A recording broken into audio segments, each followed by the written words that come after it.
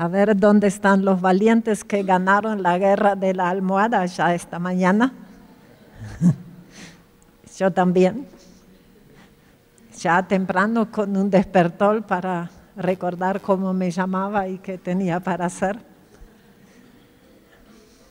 Y vamos a batallar, porque ya más de una oportunidad aquí hemos dicho que un evento tiene que disparar un proceso. Y muchas veces tantas cosas buenas oímos y después todo queda como en la nada, ¿verdad? Pero dice la palabra de Dios también que ayer hablamos de la fe. Y dice que la fe viene por el oír y oír la palabra de Dios, ¿verdad? Pero como somos diferentes, también oímos diferentes. Y por eso lo primero, solo para terminar de despertarlos, quiero mostrar la diferencia cuando un alemán, un argentino y un cristiano escuchan la palabra de Dios. El alemán, cabezón, quiere entender y razonar todo. Y no entiendo eso, explícamelo. Y el argentino tiene las emociones siempre a flor de piel. Y cuando empieza a conversar dice, no sabes cómo me sentí. Cuando algunos alemanes conversan, intercambian información, no sabes lo que me pasó ayer.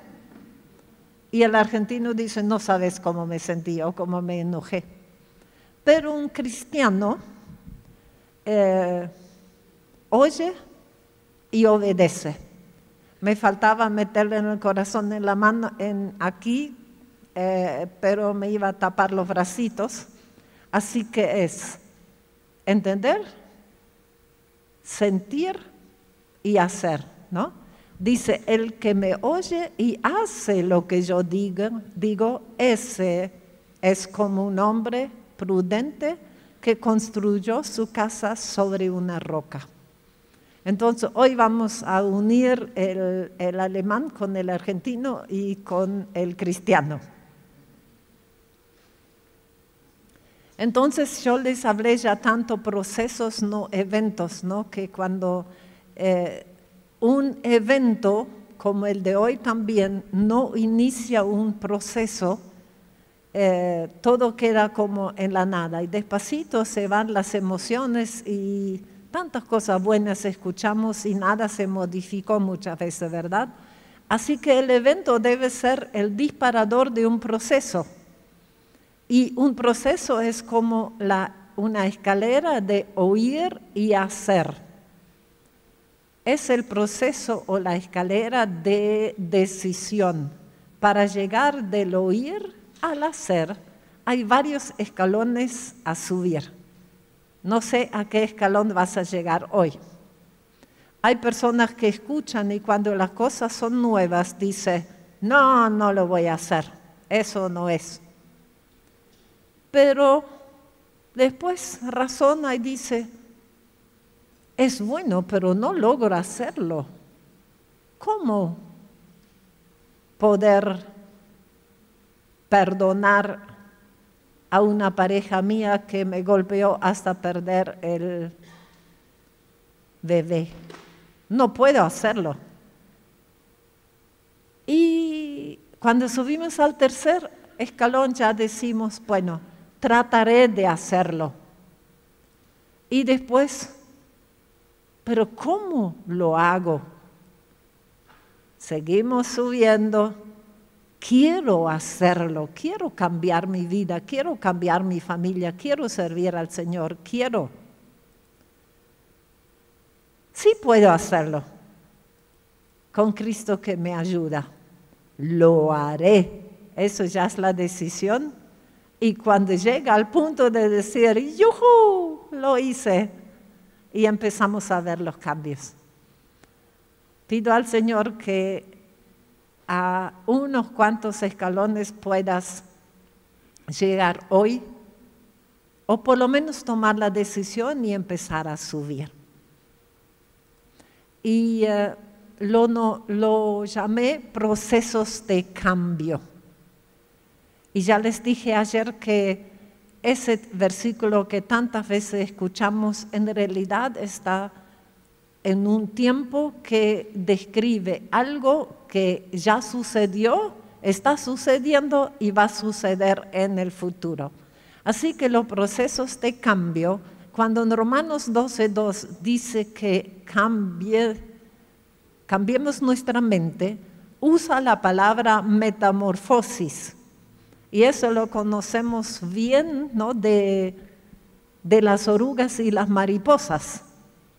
Primero es una oruga negra, fea, peluda, y de pronto empieza un proceso de cambio y despacito de afuera ya se ve más liso, pero todavía duro, y de pronto eso se abre y empieza a salir la mariposa, que primero cuelga hacia abajo y después despacito gira hacia arriba y levanta vuelo.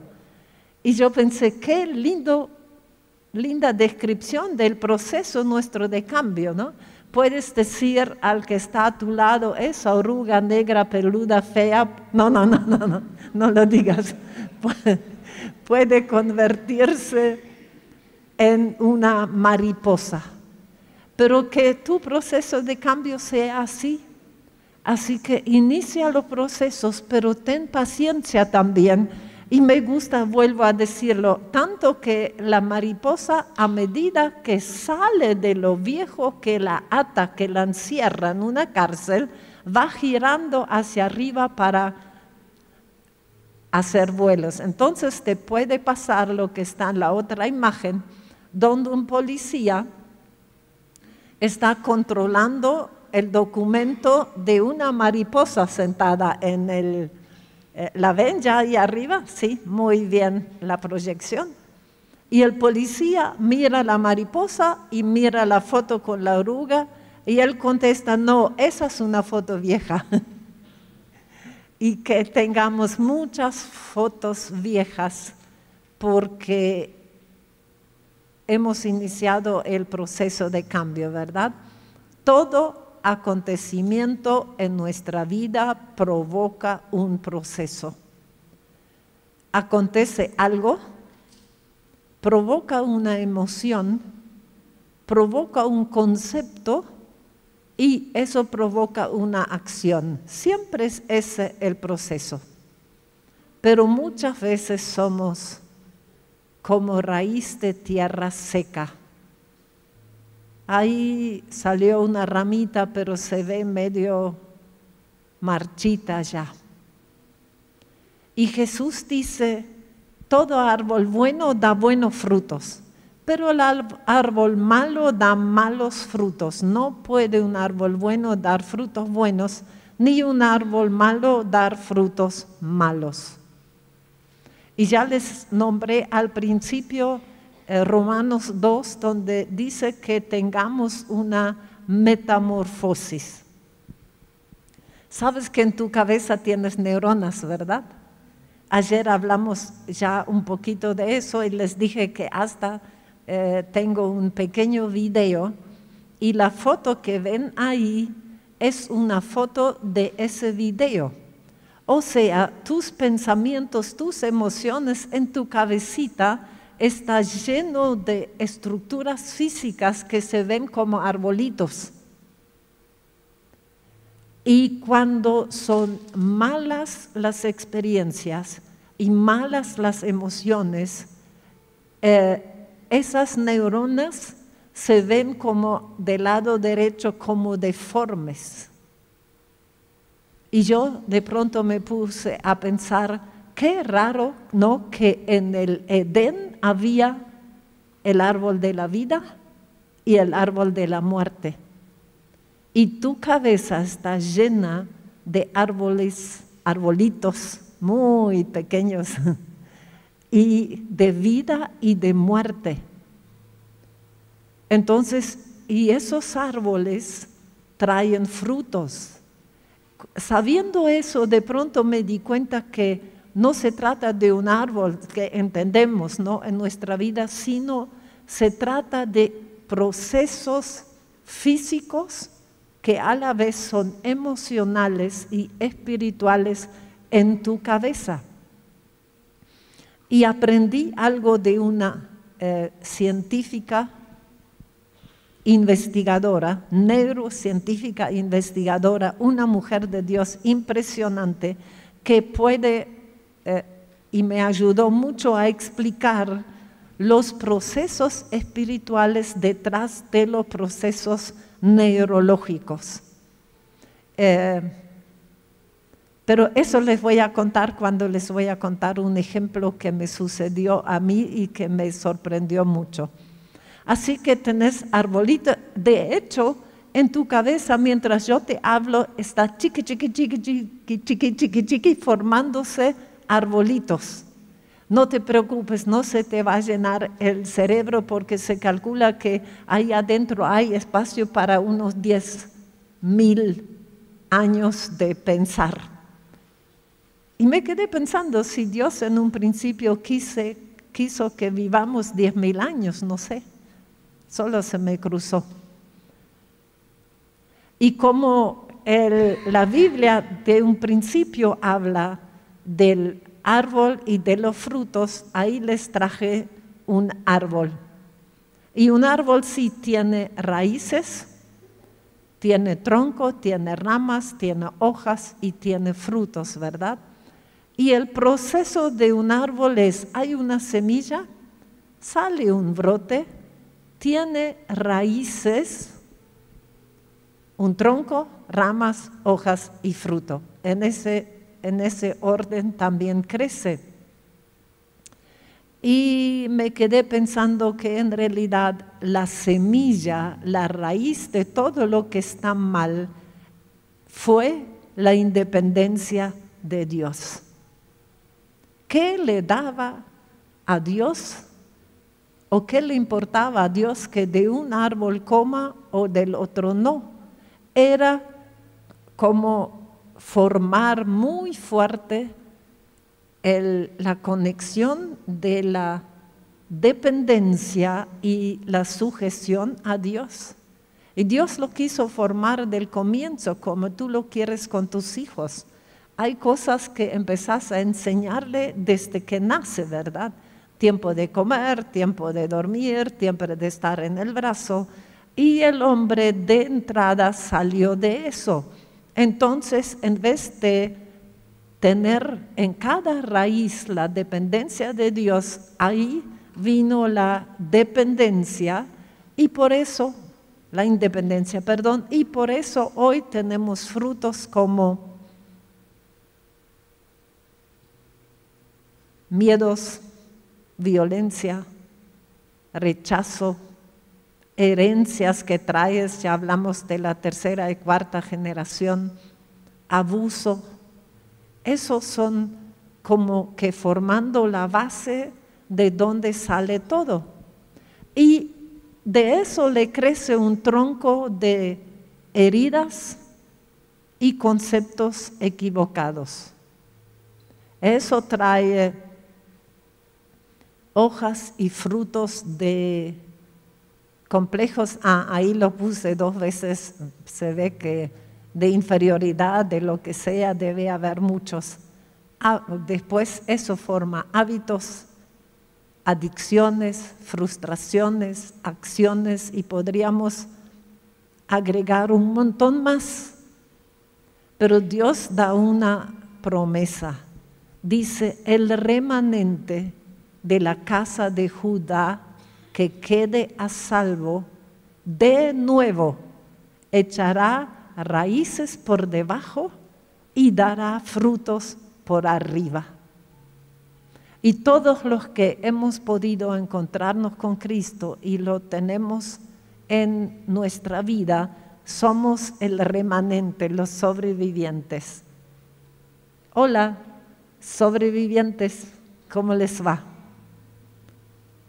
Escaparon de la muerte y llegaron a vida. y en realidad tienen que llegar muy fuerte a la dependencia de Dios. ¿Cuántas veces, sin pensar mucho, emprendemos algo, decidimos algo, nos conectamos con alguien sin preguntar? Y después, cuando por eso se nos arma un lío, decimos, ay Señor, sácame de eso. Y Dios dice, ¿por qué no me preguntaste antes? Pero me llama la atención también que acá dice el remanente de la casa de Judá, porque de todas las tribus Dios hizo poner ahí Judá. Judá significa alabanza o adoración. Ah, ya vas entendiendo la importancia que tiene la adoración, y no estoy hablando del tiempo de canto en la iglesia. Eso en realidad también en tu casa. Las canciones, las melodías, o cuando vos cantás, bueno, los que cantan bien, si me escuchan cantar se asustan, pero mi Dios dice que le gusta cómo canto. Entonces en eso es bueno vivir solo, que puedes cantar. Le invento canciones. A veces agarro un salmo y se lo canto y agrego cosas, ¿no? Y dice que eso te convierte en un sobreviviente. Pero no solamente que quede a salvo, eso sos por Cristo, sino que vas a dar frutos visibles. Tus raíces, ¿se acuerdan que la última es la dependencia de Dios, no? Si tu raíz está clavada en la dependencia de Dios, por arriba se va a ver dos cosas: los frutos en tu propia vida, en tu matrimonio, en tus hijos. Y ya saben que los genes se pasan, y después no solo los malos, sino los buenos. Entonces dice que la mala herencia va hasta la tercera y cuarta generación, ¿no? Pero la herencia de bendición dice 1000 generaciones.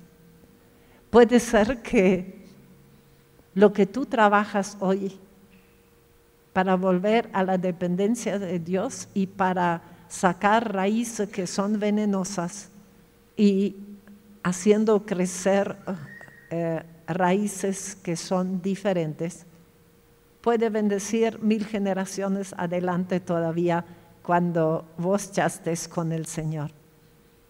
Es un versículo para aprender de memoria, ¿no? El remanente o los sobrevivientes de la casa de Judá que quede a salvo, de nuevo echará raíces por debajo y dará frutos por arriba. Empecemos con el proceso de cambio, ¿no? De cambio. Dice la palabra de Dios, en la lengua hay poder de vida y de muerte. Quienes la aman comerán de su fruto. Y dice, cada uno se llena con lo que dice y se sacia con lo que habla. Ouch. ¿Cuántas cosas de lo que hablaste ayer era fruto de alabanza y va a provocar ese fruto en otro? Así que miren que espiritualmente no comemos tanto del oír como del hablar. O sea, la predicación te dirá qué comer, pero si no lo hablas, no se modificará nada. Y si hablas y no haces, no puede crecer fruto.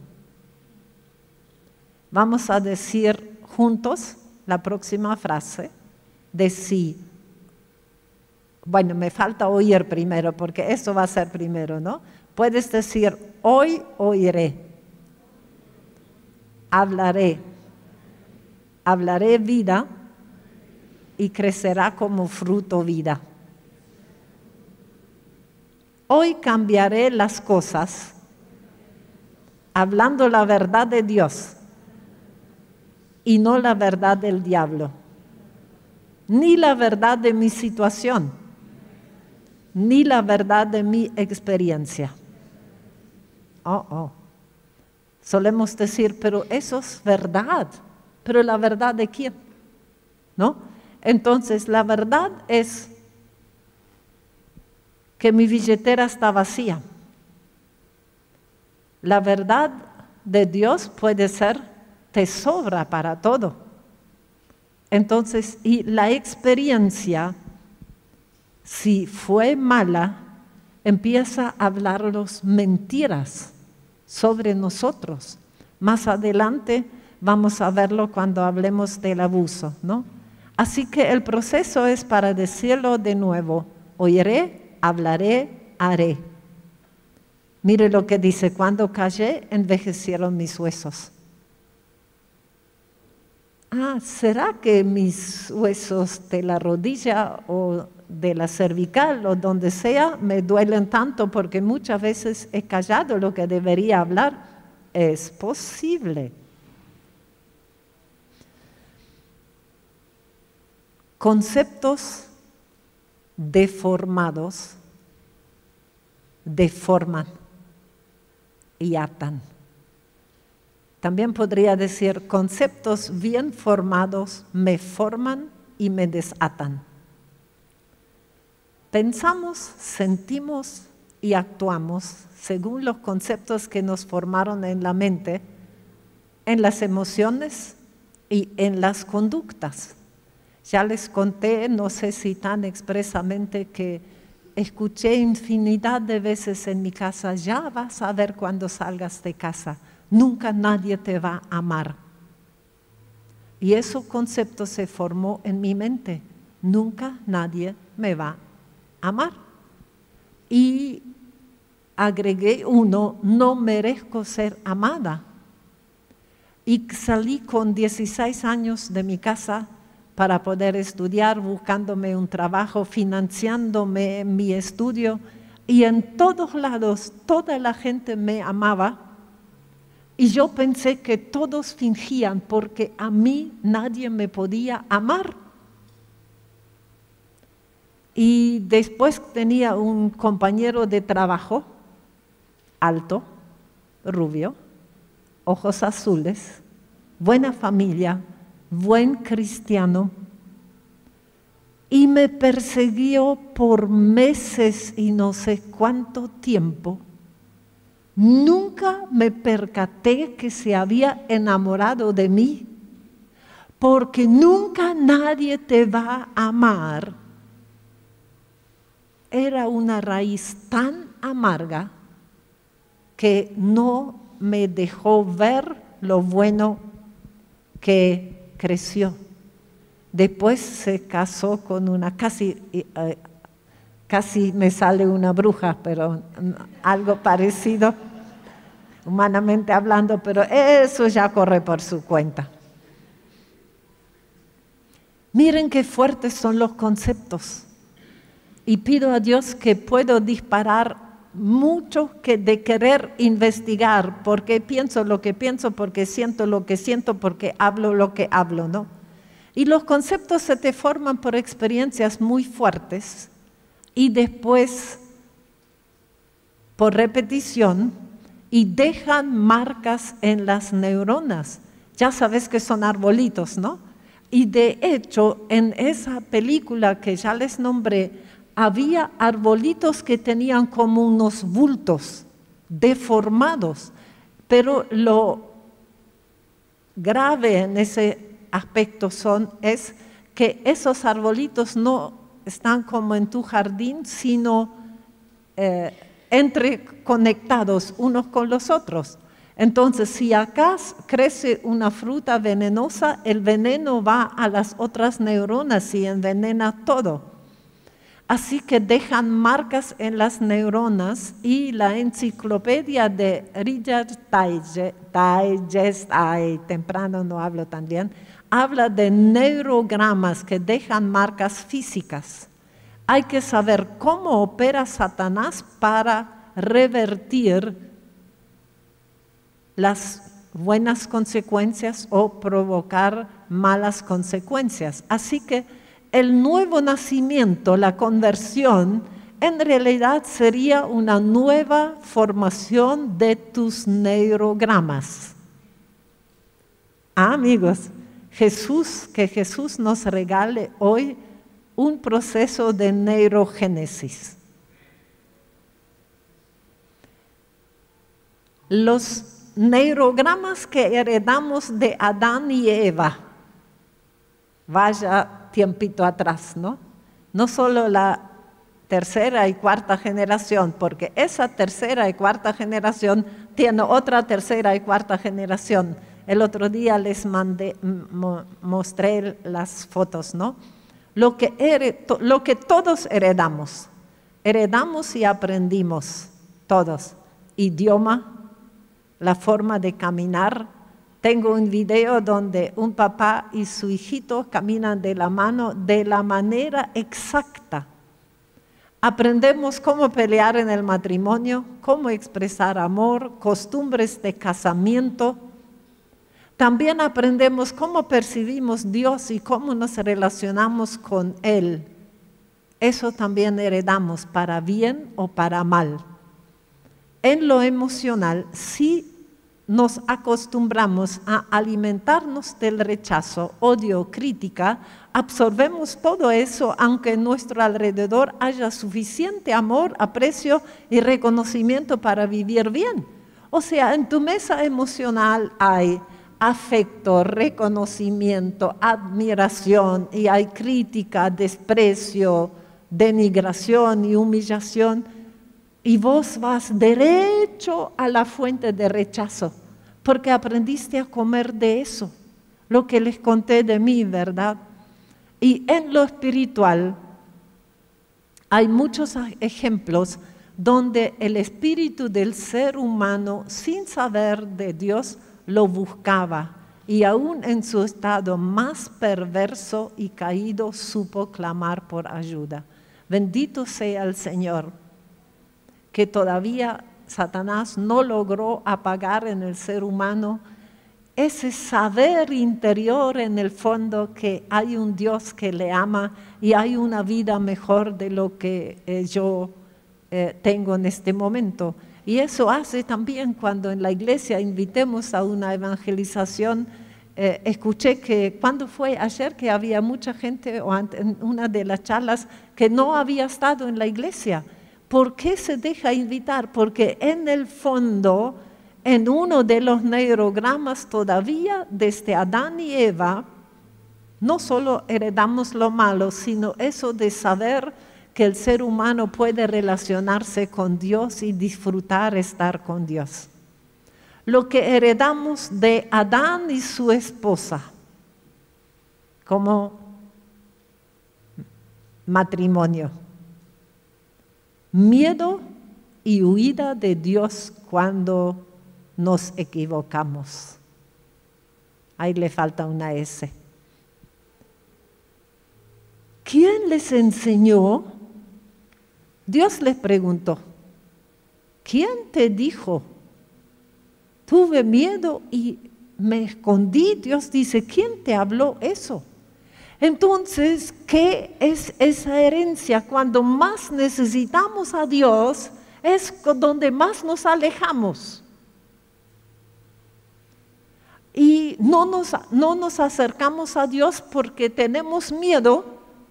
Si yo me equivocaba en mi casa, mejor que te mantenías lo más lejos posible de tu papá, porque cuando le agarraba un ataque de ira, mejor dicho, se manifestaba un espíritu de violencia, no la ibas a pasar bien. ¿Quieres decir renuncio? En voz alta, renuncio en el nombre de Jesús a la herencia de Adán y su esposa, de huir de Dios con miedo cuando me equivoco. Los pastores lo saben, cuando alguien deja de venir a la iglesia, alguna cosa torcida se formó y decimos, estoy demasiado enfermo para ir al médico. ¿Qué herencia perversa? En el nombre de Jesús, maldecimos esa herencia, ¿no? Dice, cuando el día comenzó a refrescar, oyeron el hombre y la mujer que Dios andaba recorriendo el jardín. Entonces corrieron a sus brazos, corrieron a esconderse. Hasta antes de desobedecer habían corrido a su encuentro, a esconderse entre los árboles para que Dios no los viera. Eso me hace acordar un chiquito que la mamá le había dicho que Dios lo veía todo el tiempo. Y quería agarrar las golosinas que la mamá había dicho que no. Y dijo, querido Dios, ¿podés mirar un ratito por la ventana? Para que no los viera. Pero Dios el Señor llamó al hombre y le dijo, ¿dónde estás? El hombre contestó, escuché que andabas por el jardín y tuve miedo. Y ahora llamamos en el nombre de Jesús a todos los que se fueron de esta iglesia por la misma herencia y huida. Y en el nombre de Jesús les abrimos la puerta para que vayan al único lugar que es a Dios, no necesariamente a esa iglesia donde puede ser arreglado. También llamamos a nuestros familiares que se alejaron, ¿verdad? Miren que sabiendo eso se te abre un panorama para batallar contra eso. Y lo que heredamos de eso, lo hicieron los dos juntos, pero lo que heredamos de Adán y su esposa como pareja, no se comunicaron bien. Yo supongo que Dios a Adán como cabeza le dijo dónde podían comer y dónde no podía comer.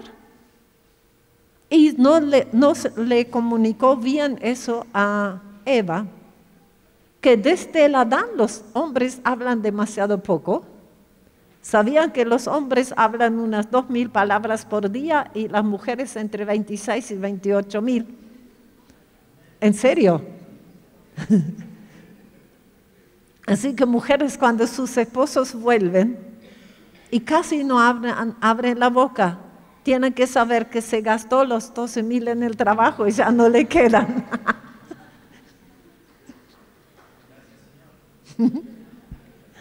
No se comunicaron bien. Eso también es cabeza. Quien debería comunicar a Eva que de ese árbol no podía comer fue él. Pero Eva tomó la decisión de comer sin consultar a Adán.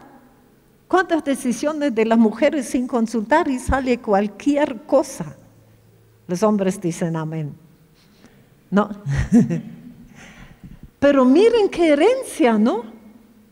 Pensamos que lo sabemos mejor. Y miren qué decisión. Y Adán cumplió mal la función de cabeza y después se culparon mutuamente. Esa frase de matrimonios, de hermanos, es tu culpa, es tu culpa, es tu culpa. Lo heredaste, mire, desde siempre. Lo que heredamos de Eva, aquí estamos las mujeres, y todo, miren, necesitaríamos un día para poder parar y orar sobre todo eso, pero lo tienes que tomar en tu casa, ¿sí? Pero dijo Eva a la serpiente, el fruto del árbol que está en el medio del huerto, Dios ha dicho, no comerán de él, ni lo tocarán para que no mueran. Y después dice que habla, no manipules, no gustes, no toques, todos los cuales se refieren a cosas destinadas a perecer con el uso, según los preceptos y enseñanzas de los hombres. ¿Ven? No manipules, no gustes, no toques. Dios solo había dicho que no coman, jamás dijo que no toquen. Una cosa que Dios dijo, no coman del árbol, y otra cosa es, no comerán de ese árbol, ni siquiera se les ocurra tocarlo. ¿Qué concepto de Dios pinta de paso, verdad? Así que de Eva exagerar y agregar a la palabra de Dios. Confusión. ya no sabían dónde alimentarse y qué estaba prohibido. Zarandeados, dice la Biblia, por las olas y llevados de aquí para allá por todo viento de enseñanza y por la astucia y los artificios de quien emplean artimañas engañosas. Esa herencia sigue. Distracción. Tienen sin duda apariencia de sabiduría con su afectada piedad, falsa humildad y severo trato con el cuerpo, pero de nada sirve frente a los apetitos de la naturaleza pecaminosa.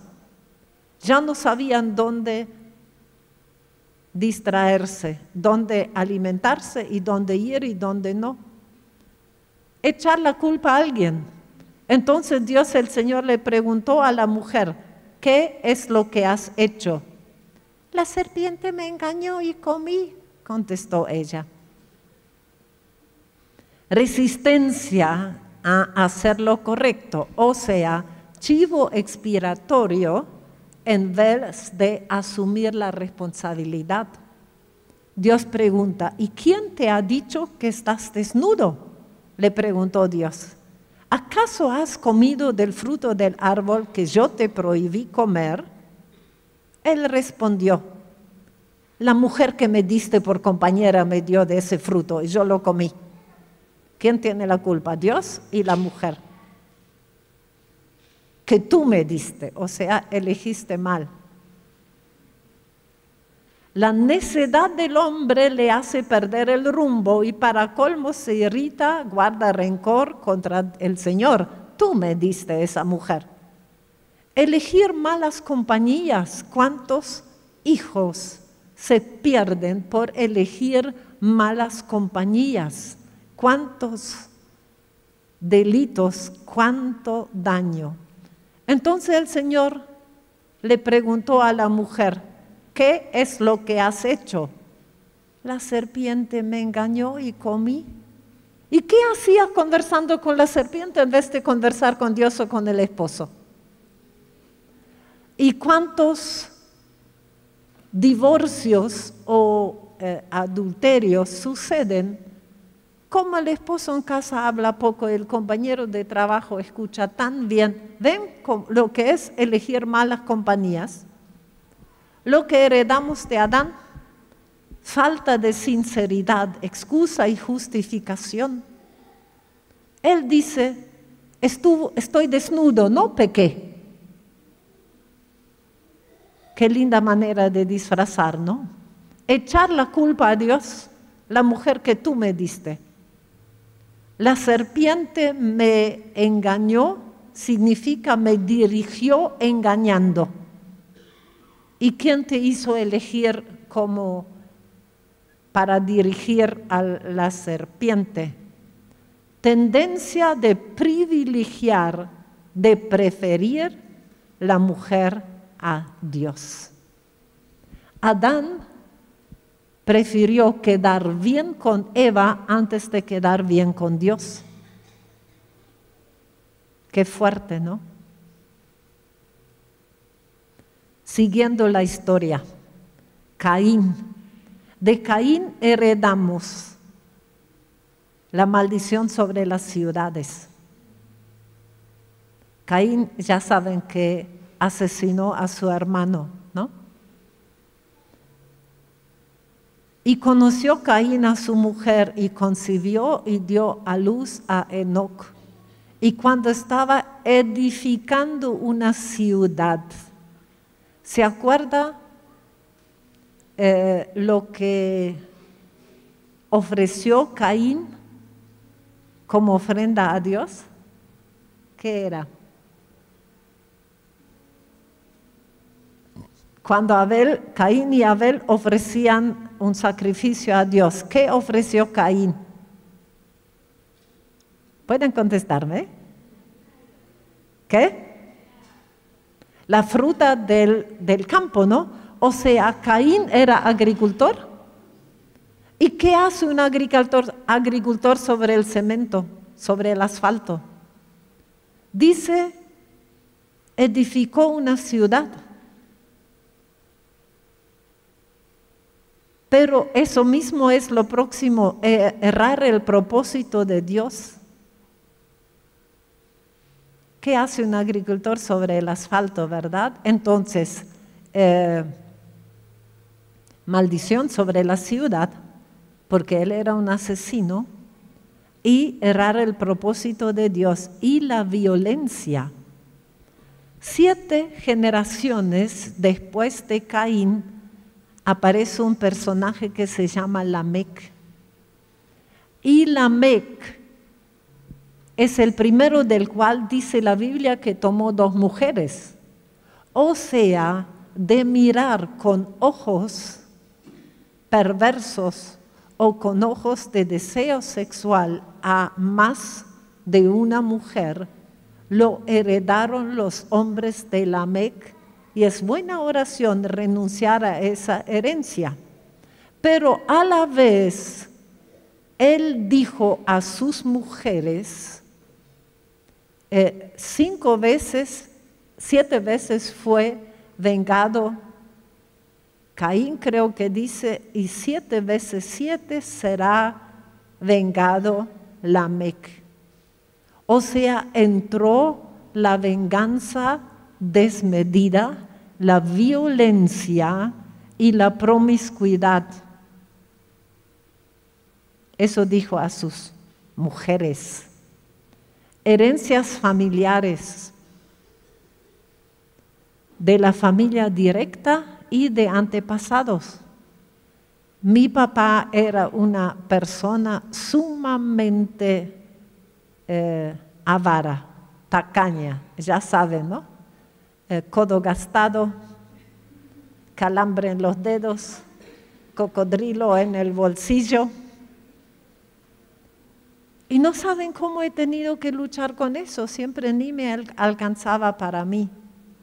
Entonces, así en muchas, les conté de los Quirin, que todos eran agricultores o maestros, eso todavía pasa por las buenas herencias, ¿verdad? Pero también les podría contar de mi familia, cómo la violencia se repite y se refuerza. Esas son las herencias. Y sería muy bueno, ya en algún momento les dije que sería bueno que empiecen a hacer arrepentimiento representativo, y tenemos muchos ejemplos. Job hacía eso, ¿no? Dice, tal vez mis hijos hayan pecado, y él se presentaba delante de él, y Dios nos deja hacer eso. Y si están las herencias, me acuerdo que un día le dije a una mujer que creo que era el caso parecido, no recuerdo con los detalles, pero lo voy a decir así: si yo heredo una casa que mi papá compró pagándole miseria a sus empleados, y Dios dice, el grito retenido de los obreros grita a mí al cielo y yo voy a responder. Entonces heredo la casa, y en esa casa hay algo que grita al cielo y Dios dice que Él va a responder. Y a lo mejor sería una buena manera de contrarrestar esa herencia, que lo que hago como fruto del arrepentimiento esté relacionado con eso. Entonces ir y resolver en algún lado, pedir guía a Dios, ¿no? Para revertir esa herencia. O a lo mejor mi abuela abortó varios bebés, y yo puedo tener un aborto espontáneo una y otra vez, o no, pero si me entero, yo iría como fruto del arrepentimiento para quitar esa herencia de mi vida, donde hay una organización que se ocupa de ayudar a personas para que no aborten. Entienden que es más profundo que decir dos frases, porque los frutos muestran que hay algo diferente. Y yo he llegado para contrarrestar esa herencia de tacañería en un momento dado, dar hasta el último peso que tenía para una obra en el reino, sin saber dónde después iba a dormir y comer. Y como vieron, Dios se encargó de los dos, pero yo en ese momento no lo sabía, porque yo sabía que con acciones y acciones que me dolían, yo tenía revertir y deshacer esa herencia de avaricia. Y ahora vamos un poco más cómo es el proceso de deformación o deformación de nuestra vida, ¿verdad? Entonces estás sentado hoy, ahí te tengo espíritu, alma y cuerpo. Entonces recibo una verdad de Dios y mi alma, el alma son las emociones, la voluntad y la mente, ¿no? Entonces el espíritu dice, por ejemplo, dale una buena ofrenda a tal cosa. Y el alma lo tiene que comunicar al cuerpo. Pero cuando el alma sin sanar gobierna, no va a decir al cuerpo, da una buena ofrenda. ¿Qué le va a decir? No podés.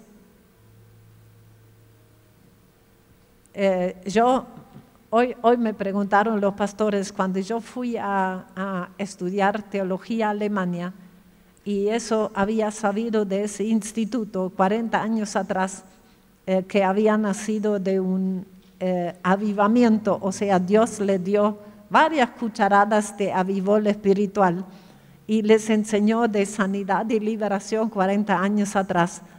Y una de las profesoras debe tener entre 93 y 94 años y hasta hoy ora todos los días por mí. Me hizo hacer la lista de las ataduras y heridas en mi vida y me ayudó a ser libre. Pero yo había gastado todo mi dinero. El guaraní paraguayo en Alemania, en Marcos no valía nada, pero ni bien había llegado a Alemania, una de mis hermanas se enfermó de una parálisis y mi papá no tenía cómo pagar el tratamiento. Entonces hablé con esa profesora, como ellos eran una obra de fe, y ella me dijo, claro, el dinero que tenés lo mandas a tu casa y aquí te quedas sin pagar nada. Pero yo tenía que comprar ropa, zapatos, libros, viajar y no me quedó nada. La verdad que ahí aprendí a orar por medias, dentrífico y papas y ver llegar medias, dentrífico y papas fue una experiencia invaluable para mí. Entonces, pero yo tenía un seguro médico obligatorio y un día habían invitado a un misionero de la India y yo ya sabía, siempre que venía alguien, juntaban ofrenda y me faltaban 3 días para pagar el seguro médico y no me alcanzaba el dinero. Y ese día, cada uno teníamos una casillita donde llegaba la correspondencia, alguien me había puesto 5 marcos, pero el seguro médico eran 27 y con los 5 tenía 23, o sea, todavía me faltaban 5. Y estábamos escuchando la charla de ese misionero y de pronto tenía una voz en mi mente, deberías darle tus 5 marcos. No, si no puedo, si ni con eso me alcanza, me faltan 3 días, no puedo.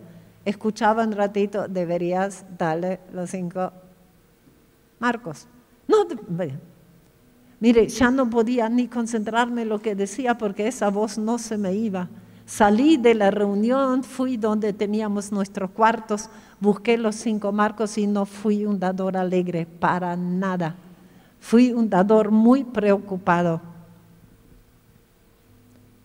Mi alma tan dañada por el hambre que pasé, con problemas de salud, con todo tipo de cosas, no sanado, no me dejaba hacer lo que Dios me mandaba hacer. Entonces mandaba la orden equivocada al cuerpo diciendo, no puedes ir y buscar los 5 marcos. Y me levanté y lo puse. Y en esa oportunidad, el día siguiente encontré 50 en mi casilla. No estoy diciendo que Dios siempre responde así, pero el mensaje para mí era, alma, sánate, que el Señor te cuida con esas experiencias. Y cuando gobierna el alma sin sanar, hace ese proceso, ¿no? El proceso natural es normalmente nuestra mente recibe su alimento de las emociones, busca argumentos para justificar y eso refuerza las emociones. Y así crece la amargura, la tristeza, el enojo, se retroalimentan. Siempre la cadena, ya lo sabes, es así. Acción o acontecimiento, emoción, pensamiento y reacción, ¿verdad? Entonces ahí con un dibujito, mente y reacciones gobernadas por las emociones. Entonces ahí arriba de todo está el corazoncito, o sea, las emociones y la mente. Y Dios dice, no se amolden a los usos y costumbres propios de ese mundo, antes bien procuren que su mente renovada opere la transformación de su personalidad para que lleguen a comprobar la buena, grata y perfecta que es la voluntad de Dios. O sea, que ya no sea así como les expliqué recién, que sucede algo, el alma manda un mensaje y la mente busca argumentos, ¿no? Dios dice que no actúes así. No se trata de suprimir las emociones, sino de sujetarlos y ajustarlos a los principios de Dios, como hice ese día con la preocupación de cómo pagar la cuenta, ¿no? Las emociones no son malas, sino deben ser ajustados. Miren la lista de emociones que encontré en Jesús. Angustia, compasión, enojo, impaciencia, tristeza y turbación. No sé si hay más, esos encontré. Pero Jesús supo cómo lidiar con cada uno de esos. Nunca dejó que le gobiernen las emociones, los sujetó a la voluntad. Cuando estaba en Getsemaní, estaba tan mal que dijo a los discípulos, estoy tan mal que no soporto solo, no me dejen solos. Jesús. Y los discípulos, bien, gracias, polillando. Con amigos así que necesita enemigos, ¿verdad? Y cada vez estaba peor. Y dice que angustia de muerte, turbación. Y dijo, Padre, si es posible que pase eso, no soporto más. Desde que Jesús pasó eso y recibió la aprobación de Dios, ya no me siento mal cuando me siento mal. Porque no falta quien te diga, ¿y tu fe dónde está? ¿Y qué clase de cristiano sos? Entonces, si Jesús clamaba, Padre, que pase, no lo puedo soportar, ustedes van a decir que Jesús no tuvo fe. Desde ese entonces también sé que la fe y la angustia no se contradicen. Ya no escuches cuando alguien te dice, ¿dónde está tu fe? Lo que pasa es que la fe sabe dónde ir con la angustia. Y eso hizo Jesús. En vez de pensar y hacer lo que dictan las emociones, mira lo que dice la palabra de Dios. Y con el argumento la mente dicta los comportamientos de las emociones. O sea, hay que hacer un golpe de estado y desalojar a las emociones del gobierno de decisión.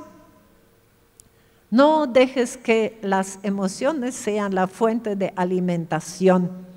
Ahí te tengo otro dibujito. ¿Se acuerdan, no? No, les cuento otro ejemplo. Tenía una amiga. Yo estaba en una situación, cuando no, económica complicada, y trabajaba en una organización donde también vivía, tenía mi pieza, pero ya la situación era que no podía quedarme más. Entonces tenía una compañera que éramos amigos, pero amigos en serio.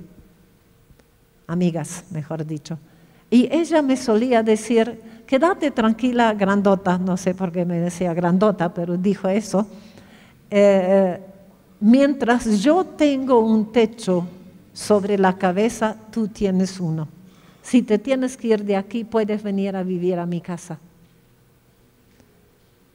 Y yo igual salí de ese lugar y alquilé una baulera en un edificio donde estaban mis amigos y me aguantaba hasta poder tener el dinero de alquilar algo mejor, y estaba ahorrando cada peso. Y en esa situación, por deudas que había hecho en su departamento, su ex esposo le iban a rematar el departamento y me preguntó si yo podía prestarle dinero. Yo estaba ahorrando para poder alquilar algo y esos ahorros tenía, y le di hasta el último peso. Y perdí el dinero y la amiga. Vaya, eso fue duro. Yo no tenía heladera, ni ventilador, ni cocina, ni hasta hoy no sé cómo sobreviví ahí. Entonces fue un duro proceso de perdonar, ¿no? Mi alma no estaba muy contenta. Así que tenemos que destronar las emociones y sería más o menos así, ¿no? ¿Se acuerdan? Ahí están mis emociones que gritan Marta. Y la mente, en vez de dar la razón y decir, y tenés razón de estar así, mira qué amiga, mira cómo le ayudaste y cómo te clavó. Entonces me siento peor. Y la mente dice, claro que te sentís peor, mira cómo, ¿entienden? Y se retroalimenta. Pero dice que ya no hagas eso, sino que gobierne la palabra de Dios. Entonces mis emociones están mal. Recuerdan lo que me hizo Marta, ¿no? Y entonces la mente, en vez de decir a mis emociones, tenés razón, dice, voy a ver lo que dice la palabra de Dios. Y la palabra de Dios dice, perdonar y bendecir. Entonces la mente, en vez de decir a las emociones, tenés razón, le dice perdonar y bendecir. Entonces yo decido obedecer y perdono y bendigo. Y más adelante, creo que ya les dije que la ciencia dice que nuestras emociones, en realidad nuestras neuronas, esos arbolitos, necesitan unas cuantas repeticiones hasta que se deshagan. Ya les dije, el perdonar también es un evento espiritual y un proceso emocional. Así que cambia de fuente de alimentación para si quieres cambiar. No gobiernan las emociones, tampoco gobierna la mente, gobierna la mente alimentada por la palabra de Dios a través del Espíritu de Dios. Y ese proceso les quiero mostrar en el proceso destructivo del abuso. Y después les voy a contar una experiencia, fue mía personal con alguien, cómo eso desarma las estructuras, las neuronas, los arbolitos de muerte en su mente. Ahora mi mente me hace recordar todavía con una neurona despierta que vos dijiste que íbamos a hacer una pausa, ¿no? Y eso sería un buen momento. Vuelvo a decirles que a los pastores les voy a dejar los PDF que son para uso personal, porque también me ha pasado que han hecho cualquier cosa y deformaciones y todo eso, ¿no? Pero es imposible, necesitaríamos un día para trabajar lo que hoy estuvimos hablando, ¿verdad? Pero como no tenemos más días, y como el abuso sexual es uno de los males más extendidos. Yo le dije a los pastores, casi no recuerdo una entrevista personal donde no haya aparecido el abuso. Y últimamente siempre escuchamos abuso y pensamos en mujeres. No les puedo decir cuántos casos de abuso de varones han pasado por mis oídos y mi corazón el último tiempo. Entonces, ten una oreja por lo que te pasó a vos y otra para escuchar cómo ayudar a otros. A los gritos necesitamos ayuda, a los gritos. Jesús no pudo con más que con 12 para seguirlos de cerca y nadie puede con más. Y hay montones que lo necesitan, ¿verdad? Para eso se ha manifestado el Hijo de Dios, para deshacer los procesos destructivos del diablo. No, las obras, dice. Deshacer significa soltar cadenas, derribar, desatar, destruir, quebrantar y quitar. Y le pedimos que haga eso mientras ustedes escuchan. ¿Sí? Hay 6 principios importantes. Todo es provocado por alguien. Donde hay algo bueno, alguien bueno está atrás. Donde hay algo malo, alguien malo está atrás. Y donde los daños de tu vida hay demonios atrás. Segundo, de las cosas de Dios se apropia orando. Pero hablar y orar sin decisión de acción y cambio no sirve de nada. El espacio vacío es un peligro muy grande. Si yo oro con ustedes rompiendo ataduras y echando los enemigos y no lo reemplazan de algo que viene de parte de Dios, el espacio vacío no queda vacío. Y es así, otra vez proceso. El que robó, que no robe más. Punto 0. Que trabaje para dar. Hasta que de robar no llegas a dar, no estás seguro.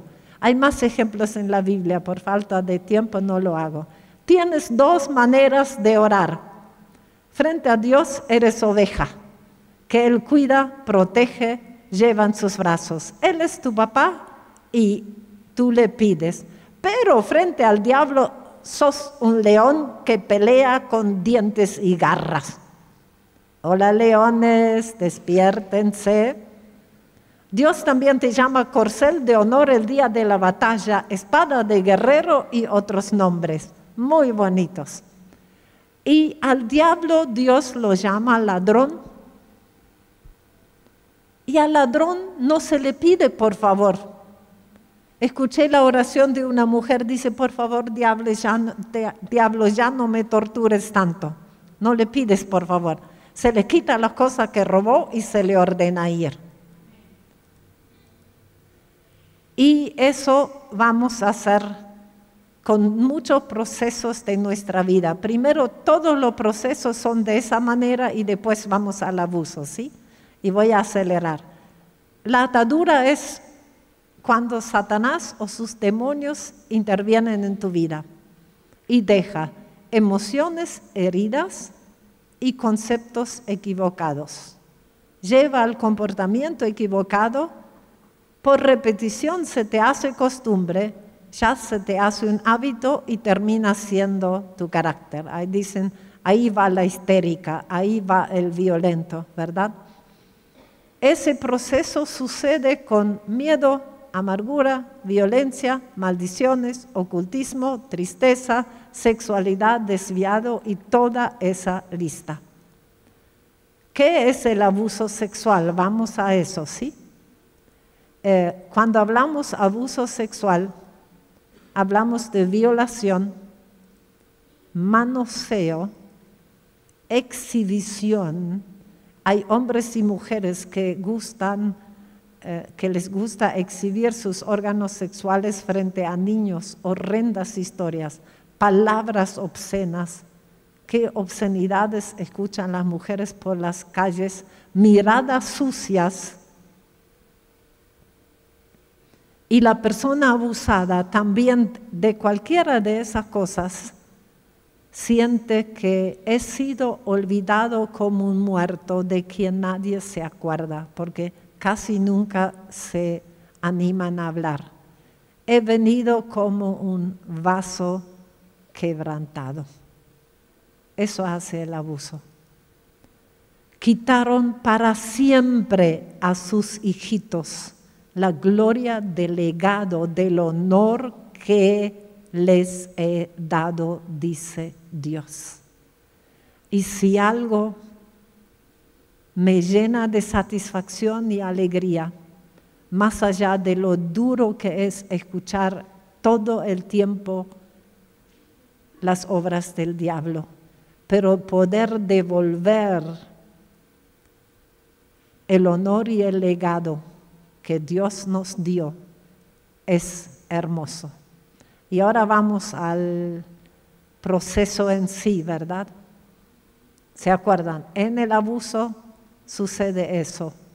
La persona queda atada para toda su vida. Creo que era en Junín, no de los Andes, allá en la provincia de Buenos Aires. Después de todo un fin de semana que había trabajado, el último día viene una mujer, diría cerca de 65 años, y dice, ay, cómo nos has bendecido, qué bueno, no paraba más. Y de pronto hace con la mano así y me habla al oído y dice, esta siesta hicimos el amor con mi esposo y fue hermoso. Llegó a los 65 años para la primera vez no sentirse violada en la relación sexual, sino lo pudo disfrutar. Hizo la primera vez el amor en vez de tener sexo. Eso hacen las ataduras. Y en el nombre de Jesús, que Dios levante muchos aquí para luchar eso. Emociones heridas, como recién les mostré, conceptos equivocados. La atadura, yo descubrí hasta ahora 5 espíritus que trabajan en el abuso. Claro que un espíritu de perversión sexual, también un espíritu de violencia, porque siempre es contra la voluntad de la persona. Un espíritu de miedo, siempre da miedo. Un espíritu de denigración, desprecio y humillación. Y un espíritu de desaliento, porque piensan que eso no tiene arreglo. Con 5 espíritus en la vida, ¿cómo quieren que esa persona pueda encarar su vida bien? Y quiero orar con todos ustedes, porque somos un cuerpo. Y si aquí hay una persona abusada, mirada de manera sucia, esta iglesia fue abusado y es asunto de todos. Y puede ser que alguien ni se acuerda del abuso, pero tiene conducta violenta porque un espíritu de violencia se apoderó de él. Y de nuevo clamamos por un espíritu de revelación para que puedan ver dónde tiene derechos el enemigo para combatirlo, ¿verdad? Podemos decir todos juntos en el nombre de Jesús, como iglesia, batallamos por cada persona abusada en esa iglesia. Y en el nombre de Jesús, espíritu inmundo de perversión sexual, te echo fuera de ese cuerpo que es mi congregación. Espíritu de violencia que entraste por el abuso, te quito la autoridad y te echo fuera de las vidas de los que estamos presentes aquí. Espíritu de miedo, que llenaste de miedo, que no nos dejó emprender, que no nos dejó cumplir sueños, que no nos dejó formar familia. Espíritu de miedo, te ato en el nombre de Jesús y te echo fuera en el nombre de Jesús. Espíritu inmundo de denigración y desprecio y humillación, que no solamente hiciste esa obra en el abuso, sino por el derecho que adquiriste, lo seguiste haciendo. En el nombre de Jesús, se te terminó el gobierno, se te terminó la autoridad y te echo fuera en el nombre de Jesús. Espíritu inmundo de desaliento,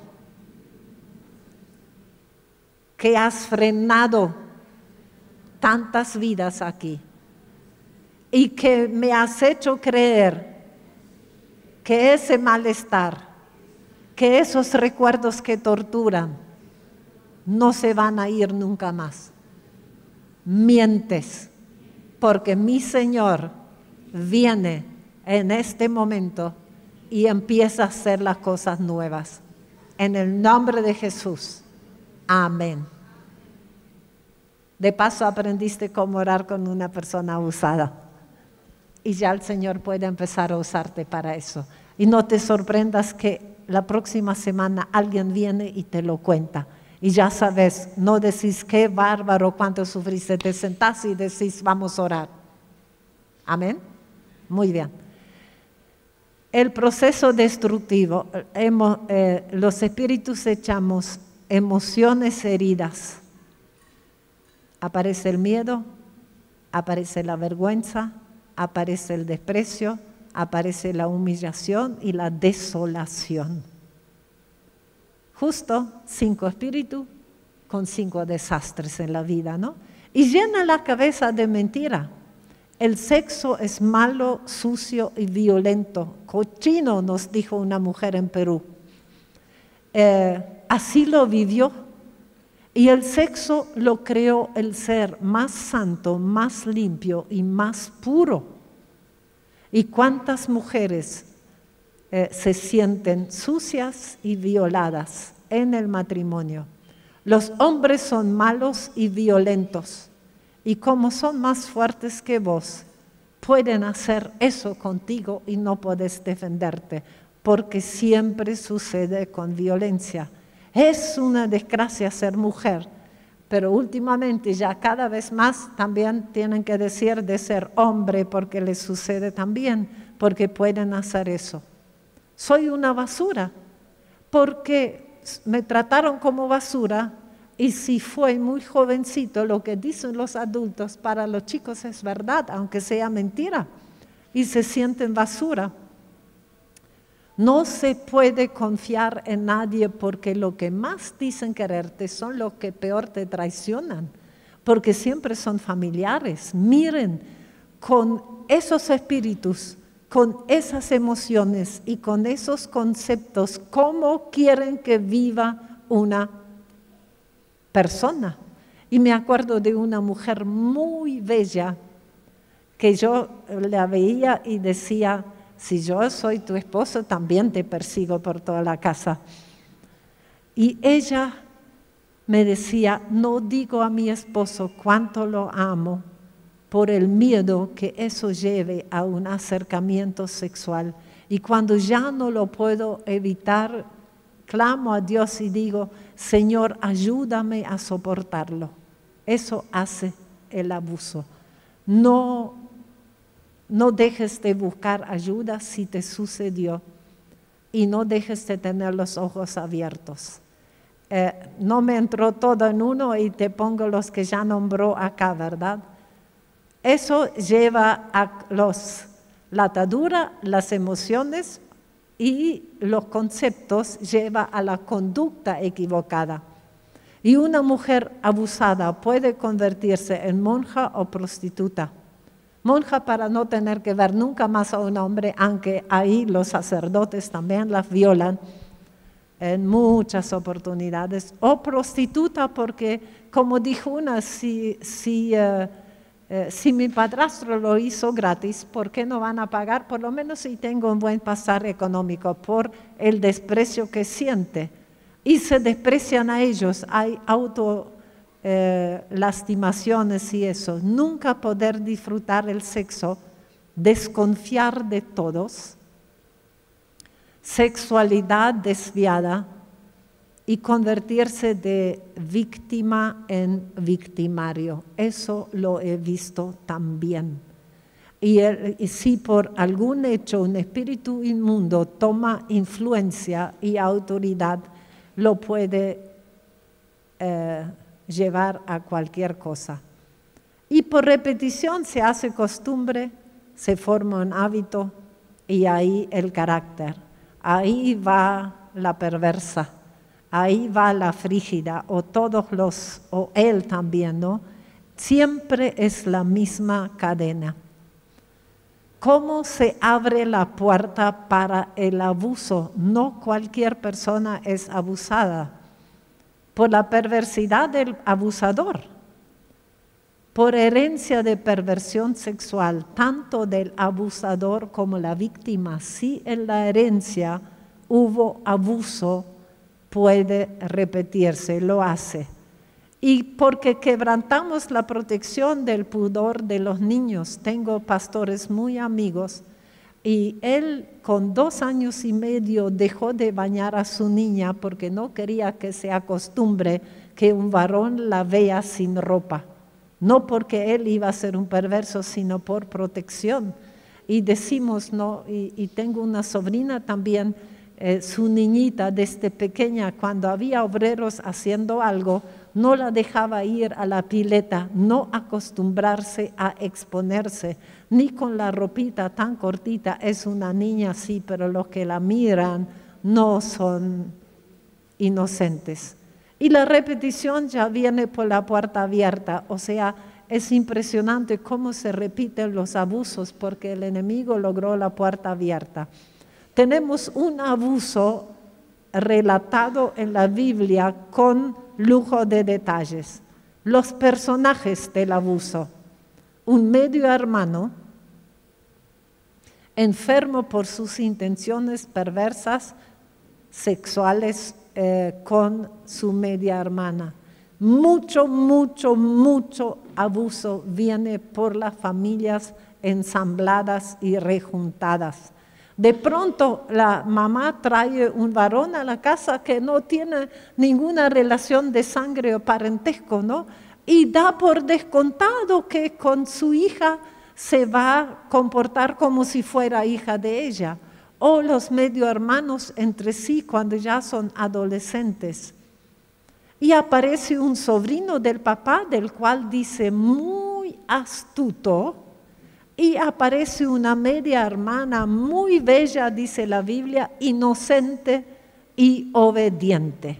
Estamos hablando de los hijos de David, que con tantas mujeres vaya ensambles, ¿no? Entonces uno de ellos quería tener sexo con su media hermana y no sabía cómo hacer. Y el medio hermano, ahí muy astuto, no, un sobrino, si recuerdo bien, no importa, a lo mejor lo escribí mal, pero él dice, pero che, no seas tonto, hacete el enfermo y vos sabés cómo tu papá te quiere. Y después decís que no tenés apetito y lo único que tenés ganas de comer es lo que tu media hermana te cocina y tu papá te la va a mandar exactamente así. Y esa media hermana de la Biblia dice muy llena muy bella, inocente y obediente. Va, cocina y le lleva, y dicen que me lleve al cuarto porque me siento muy mal. Y cuando ella lleva la comida dice, todos afuera, me duele mucho la cabeza, demasiado, todos afuera. Y cuando todos se van, la agarra y la viola. Las personas que faltan en ese abuso, como tantas veces, el papá solo tenía oído por lo que quería su hijo, pero no para su hija. Una mamá que vigila y protege, ni es nombrada la mamá. ¿Dónde estaba para permitir eso? Y ahora el vocabulario del abuso, casi todo lo copié simplemente de la Biblia. Hubo engaño, agarrar por la fuerza, un depravado, un pervertido, maldad, humillación, infamia, que significa deshonra. Echar después de usar como una lata de Coca-Cola que uno toma y tira el envase, ¿no?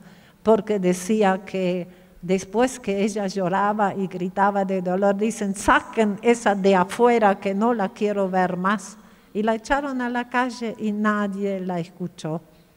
Y ella dijo que no quería esa vergüenza, desolación, que es cuando cae una bomba como ahora en la guerra en Ucrania y en otros lados, que destroza todo y eso no tiene arreglo.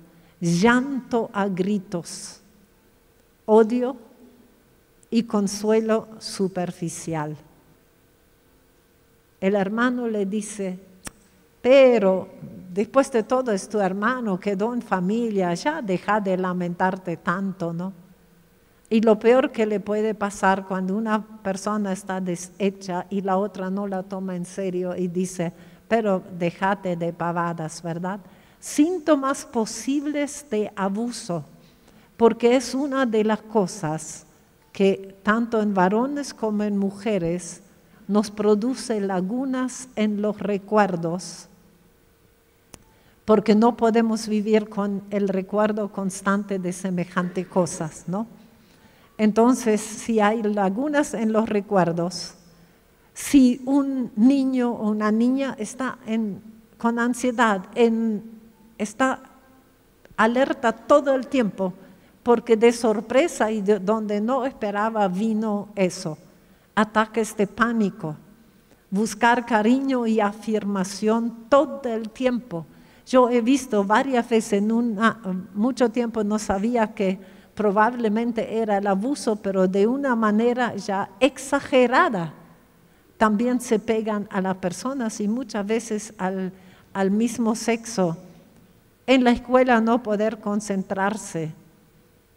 Esa mujer de la cual yo dije que si yo soy tu esposo, no pudo terminar la primaria siquiera porque no podía concentrarse un segundo porque el papá la abusaba antes de llevarla al colegio. ¿Cómo se iba a concentrar, no? Dormir en posición fetal. Lo viví en mi familia con un abuso.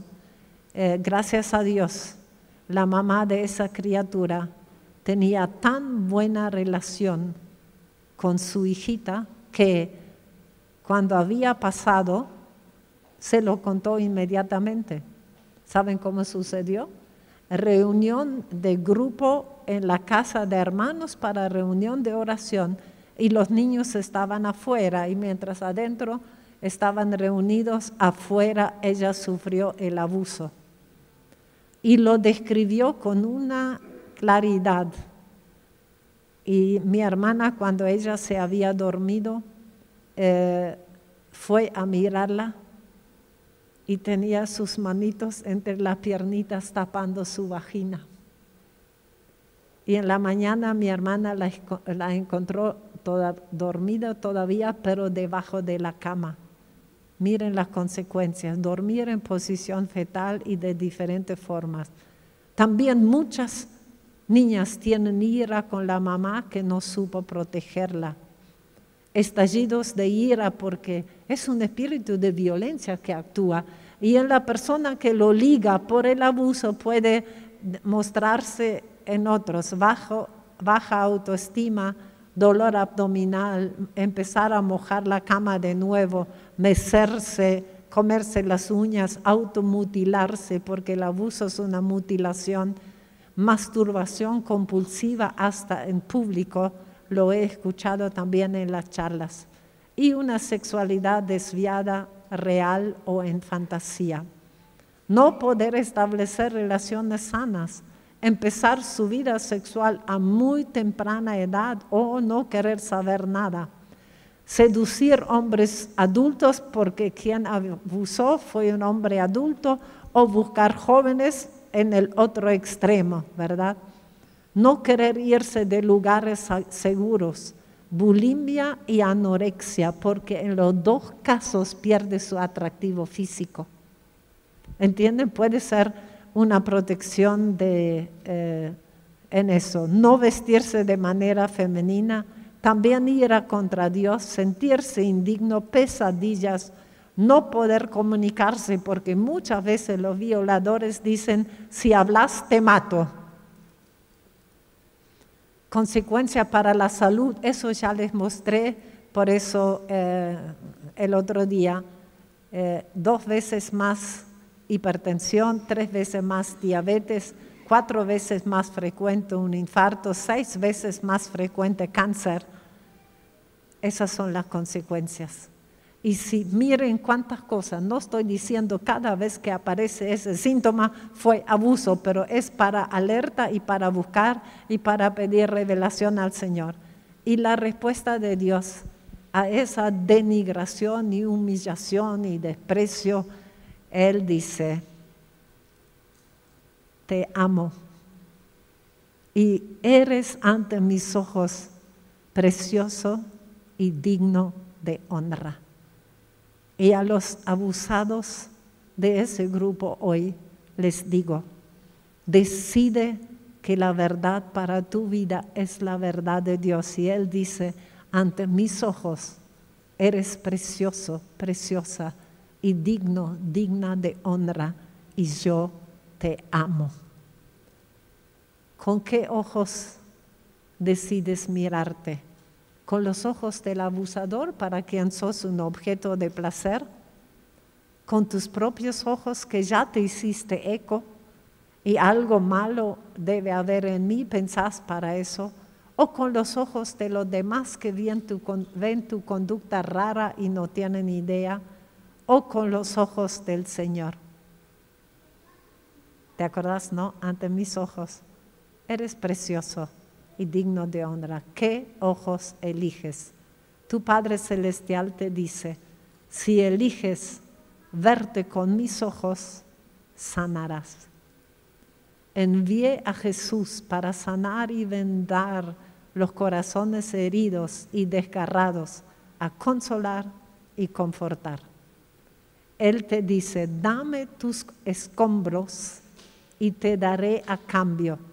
Me gustaría que juntes tus manos así, hacer con las 2 manos un buen hueco para recibir de parte de Dios, para vos mismo o para otros en la congregación que lo necesiten, ¿sí?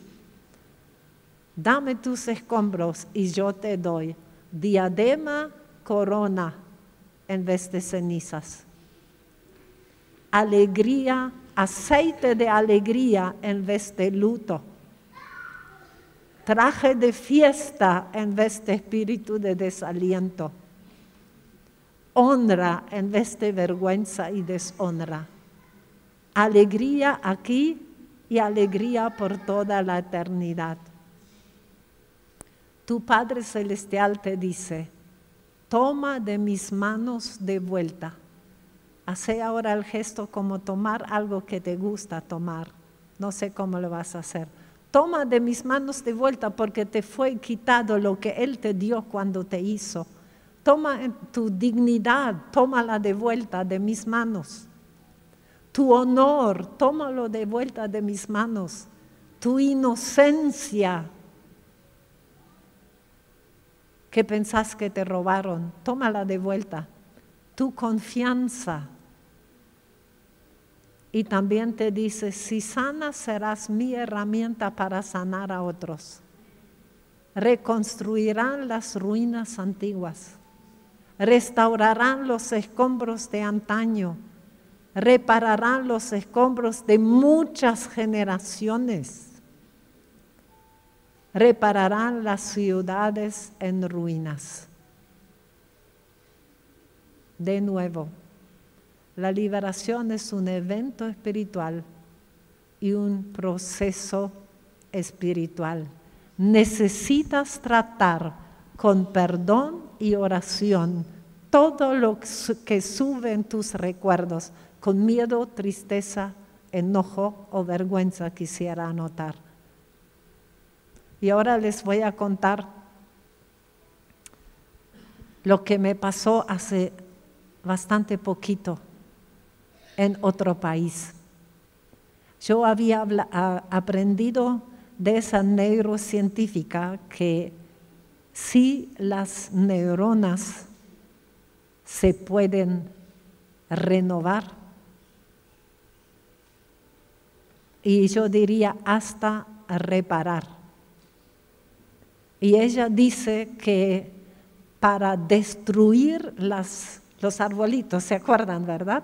Para destruir los arbolitos dañados y todo eso que yo te nombré, el desaliento, la vergüenza y todo eso, son todos esos arbolitos deformes de tus neuronas.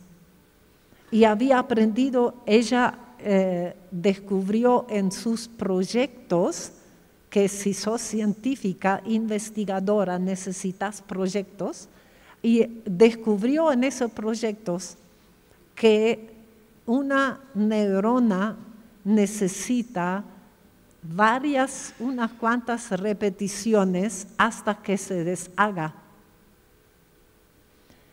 Y había aprendido eso y vino un matrimonio que su nena había sufrido abuso del padrastro de ella y ellos estaban deshechos. Entonces yo les expliqué lo de los arbolitos y cómo se deshacen y todo eso. Y me creyeron. A veces cuando algo que uno dice es muy nuevo, eso cuesta, ¿verdad? Y cuando yo les dije que de acuerdo a la investigación científica, para que un arbolito, una neurona deforme se elimine, se necesita alrededor de 20 repeticiones. Y no pudimos conseguir psicólogo cristiano para que le ayude. Y muchas veces no saben ni siquiera cómo ayudar. Entonces esos papás durante 3 semanas se levantaron a las 4 de la mañana como autoridad espiritual de ese niña, y oraron deshaciendo las neuronas relacionadas con el abuso y los recuerdos. Lo hicieron durante 3 semanas. Vaya amor, ¿verdad? Y yo les había dicho que lo hagan con la nena dormida, porque si oran con ella con la nena despierta, refuerzan el recuerdo. Y en nuestra mente solo el 30% duerme cuando vos te dormís. El 70% de las neuronas, que es tu mente inconsciente, la biblioteca que guarda todo, esa sigue trabajando. Por eso a veces en la mañana te acostaste con un problema y en la mañana sabes cómo resolverlo. Pero por eso también lo que hoy es un enojo, mañana ya tiene raíz y empieza a ser amargura. Por eso Dios dice arreglar los enojos antes de ir a dormir, porque Él sabe que las neuronas siguen trabajando y lo refuerzan, ¿no? Y ellos lo hicieron durante 3 semanas. Al mes pudieron encontrar un psicólogo cristiano y hizo con dibujos, con preguntas, no sé si seguramente le hicieron la cámara Gesell y todo eso, y no tenía rastros de recuerdo del abuso. y me confirmó, y esa mujer que les digo que aprendí tanto, son ella y el esposo personas de oración y hombre y mujer de Dios, que es otro peso que solo saberlo psicológicamente, ¿no? Entonces realmente ya sabes, son procesos, son repeticiones, pero sí puedes trabajar y deshacer las obras del diablo. Habla de regeneración y de destruir el árbol de la muerte que desde el Edén trabaja. Y pido al Señor que lo que te pudo iluminar, los procesos que ves que necesitas, que hagas eso. Entonces, y si no lo necesitas para vos, hay una desesperación por donde vamos los que trabajamos con muchas de las cosas que les hablé, no damos abasto. Y en realidad lo que te ayudaron a ser libre ya sabes cómo es y lo podés hacer con otros. No saben cómo me costó al comienzo y el miedo que tuve de dañar a las personas. Y quería aprenderlo y no tenía la oportunidad. Y todavía recuerdo que la primera entrevista que me había llevado alguien quien había clamado hace tiempo que me enseñe y no tenía ganas de enseñarme, le perdono en el nombre de Jesús. Entonces un día ella tenía que ir a un taller y me llama si la quería acompañar. Claro que quería. Pero cuando terminamos, en vez de poder sentarme al lado de ella para aprender, había tantas mujeres y dice, Irma, ¿por qué no atendés a esa mujer mayor? Supongo que pensó, una mujer mayor, problema tan grave no tendrá, ¿saben qué? Ella como niñera había abusado sexualmente del niñito que cuidaba, así que así arranqué en esa tarea. No era ni mansito ni bonito, pero son muchos años, nunca se ha cortado. Y los últimos tiempos he intentado trabajar mucho con líderes porque ellos son multiplicadores. Pero no necesitas ser líder en la iglesia. Lo que te pasó a vos y lo que aprendiste, abre tus ojos. A gritos piden ayuda alrededor tuyo. Y como son mis últimos momentos, quiero decirles que no me parece muy bonito de ustedes haberse metido en mi corazón y ahora me tengo que ir. Los abrazo. Amén. Amén.